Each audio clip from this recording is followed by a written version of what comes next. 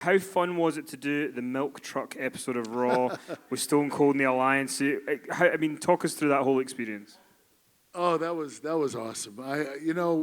The one thing that I've told fans many times, and I said this in my Hall of Fame speech, the one thing you want to do with the fans is create moments that will last forever, that will last a lifetime, and not just the wrestling matches, but the moments that fans remember forever, like the milk truck incident, or when Austin doused Vince McMahon with the beer truck incident.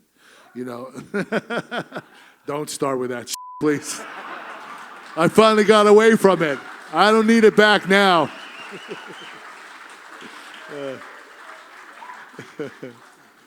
But what was I saying?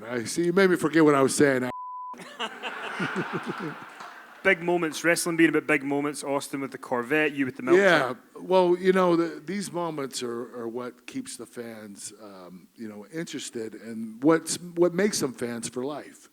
And that milk truck incident or moment was my best moment. When you can do that, and you know that Stone Cold Steve Austin's in the ring, and you're dousing him with milk, and it's Stephanie McMahon, the boss's daughter's in the ring, and you're spraying them down, it's like you feel like you own the world. It's like, holy shit, I can do no wrong. Vince McMahon loves me. That's what I felt like.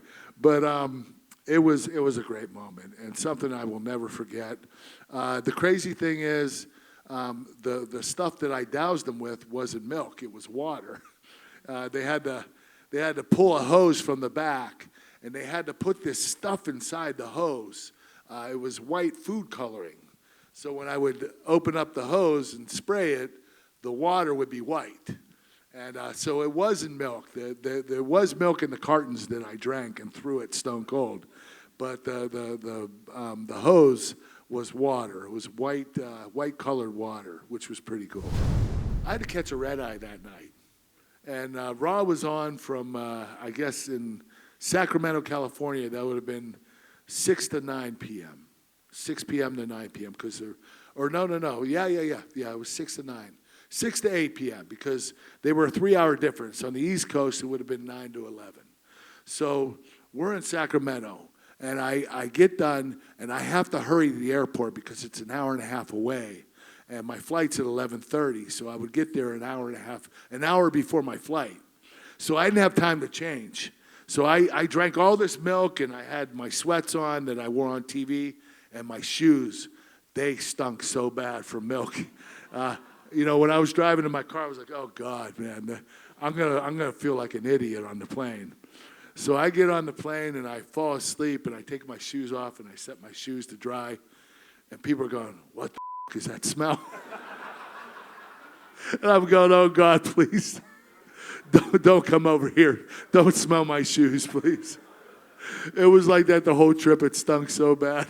I felt so bad for these people, but there was nothing I could do. I had to catch my red eye, and I had stinky milk feet. Probably one of the biggest WrestleMania matches with you and Shawn Michaels. What was the preparation with Shawn Michaels like to put that match together? So Shawn and I, we get together a week before WrestleMania. Every day we have time to put our match together the whole WrestleMania week.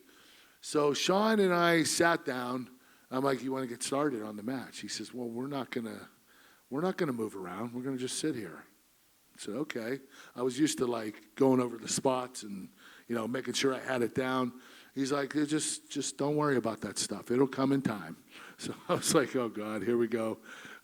This guy's got a big ego. So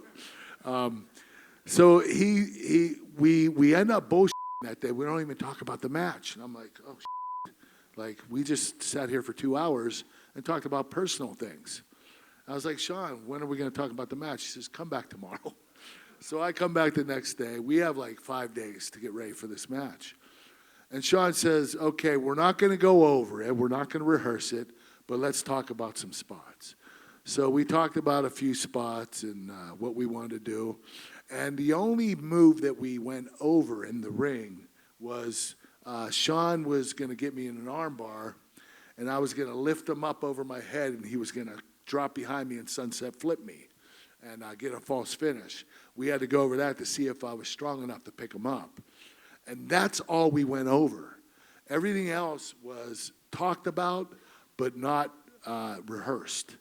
And I was like, I don't even know if I can tie up with this guy.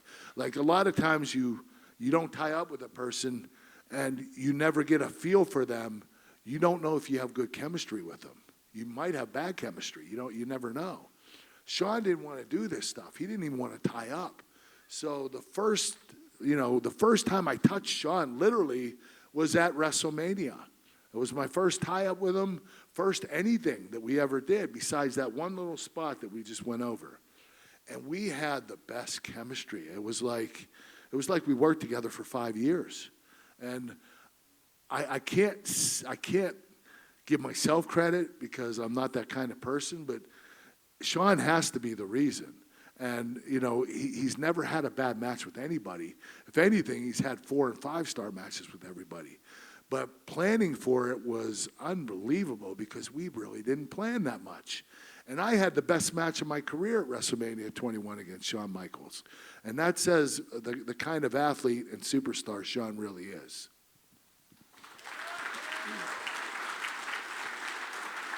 And I want to ask you, with that match, because on that WrestleMania, Batista was going to beat Triple H for the title, Cena was going to win the title, there's Undertaker and Randy Orton, Rey Mysterio and Eddie Guerrero. Are you guys going into it going, we want to steal the show here? Because there was an expectation. Yes, we were. Shawn wanted to make sure of it. And you know what he did? He's the only person that could get away with it. We went 10 minutes over at WrestleMania. We went for 35 minutes. We were slotted 25 minutes. But Shawn, being the asshole he is, he went 10 minutes over. I'm scared to death that I'm going to have heat when I come back. But there was no heat. Vince McMahon always let Shawn do what he wanted to do. And rightfully so. If anybody deserves it, it's Shawn Michaels. And because of that, we had the best match on the card.